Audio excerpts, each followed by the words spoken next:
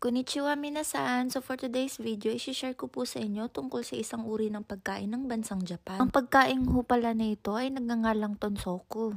At ito ay parting paa ng baboy. Pinapakuluan muna nila ng maigi ito, saka pinapahiran ng bawang bago isalang sa oven. Alam nyo ba guys na ang paang parte ng baboy ay mayaman sa collagen?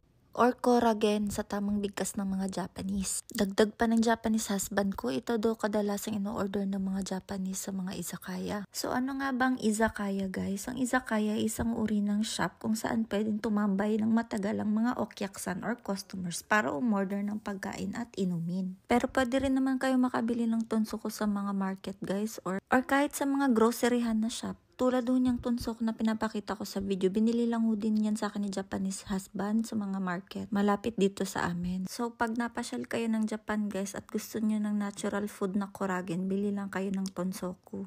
Malinis at safe magproseso ng mga pagkain ng mga Japanese guys, lalong-lalo na pagdating sa karne. Medyo kibishi or napaka-strict nila, lalo na pagkain ng pinag-uusapan. Kaya talaga hindi nakaka-worry kumain ito.